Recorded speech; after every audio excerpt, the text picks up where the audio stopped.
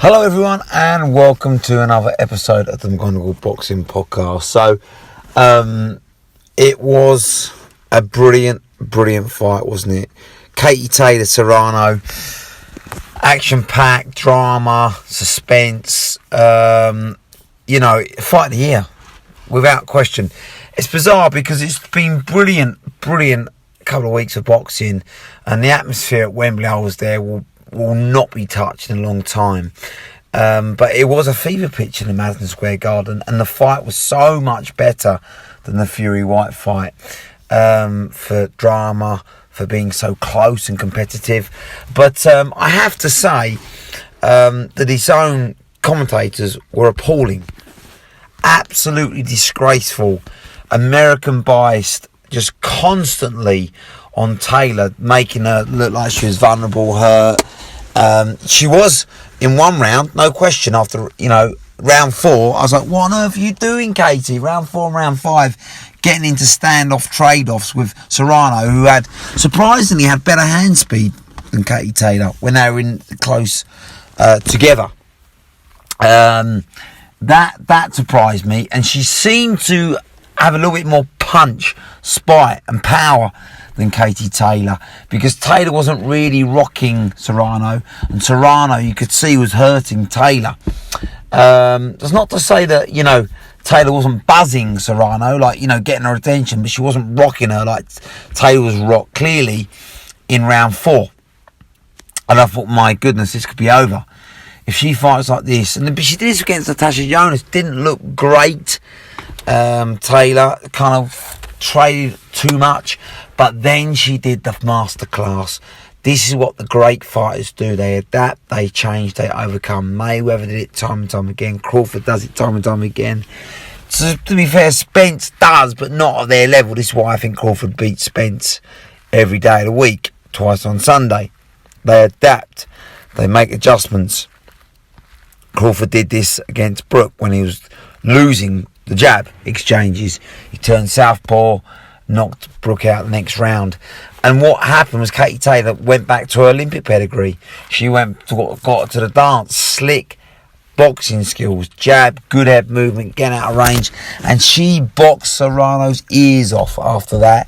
And anyone that says she didn't is totally nuts. And that his own commentary team were appalling, and clearly one of the females that had been schooled and beaten by Taylor, bitter, jealous, there's no other way of saying it. It's disgraceful how they were trying to say that you're 5 rounds up for Serrano. Disgusting at the end of the fight.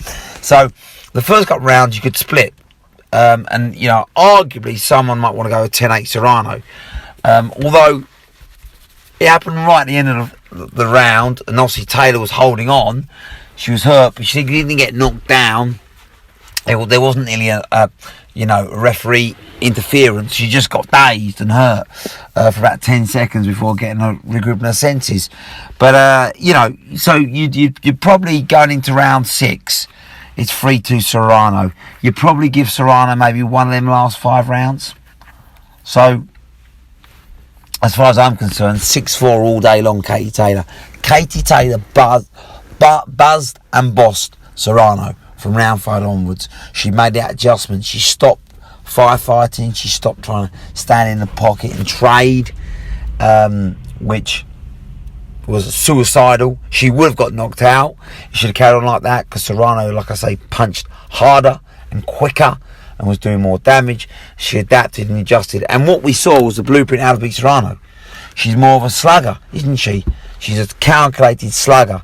A brawler, a heavy-handed fighter, but she's lost before and she's lost again. A slick boxer will beat Serrano, and that's how you beat her. You stand outside, you jab her head off, you make her miss, you make her pay, you time her. And Katie Taylor was making her desperate, catching her and lighting her up and marking her up and hurting her. And obviously round 10, I was like, what are you doing, Katie Taylor? It's the last 30 seconds. She tried to go back into the pocket, firefight. Hugely exciting for the fans. But again, Taylor looked vulnerable. So as soon as she tried to go firefight, she made it a hard night's work for herself. As soon as she started boxing, she made an easy night for herself. She outboxed Serrano. Serrano does not have them boxing skills. She's a tough woman, a strong woman, an aggressive woman, heavy-handed woman, but she doesn't have Taylor's boxing skills. The corner of Taylor deserves to take a lot of credit. Taylor showed immense heart to come out for round 5 after being buzzed so heavily in round 4, regroup, and basically change our whole game plan. That takes a lot of balls, a lot of guts, and a lot of brain smart. Serrano couldn't adapt. She kept going forward, but she's getting outboxed, frustrated. And it was a bit like, reminded me a bit of Hatton Mayweather. You know, the first couple of rounds, Hatton was in it. Mayweather adapted and just started timing Hatton. And that's what Taylor did. So it shows you that how versatile Taylor is. And you realise how easy she could make fights. But she wants to entertain. She's got that Irish spirit. She gets emotional with the crowd, doesn't she? She wants to put on a show. So she stands in the pocket and she trades. And she can bang. And she's got great hand speed. But unfortunately, when you come against Serrano, she's going to come second best. Because Serrano is different level hand speed and aggression. But she can't box like Taylor did. And thank goodness the corner. Brilliant. All night long for Taylor, giving her great advice, honest, clear to the point advice, said get back on your boxing skills, get behind your jab. Thank goodness she listened, and she did, because she was going to be knocked out if she carried on trading, because Serrano, that was Serrano's fight, and you don't fight people's fight. You give them what they don't want, you don't give them what they want. So Jake Paul swallowed his pride. Obviously the 1 million donation's not going now, but apparently he's going to spar Bellew, which I would pay £1 million to see. I think Bellew will knock his head off, or knock his chin off, which Paul deserves, and hopefully sort his chin out in the process. A loudmouth, can't stand Jake Paul, to be honest with you, but you know, he does get eyeballs, he does get traction, there's no question about it. Hearn a bit smug, but he gets traction, and it's a great night for women's boxing. A lot of people were there, a lot of eyeballs, and Madison Square Garden, and it was a fight, wasn't it? The crowd were electric, the Irish, the Puerto Ricans.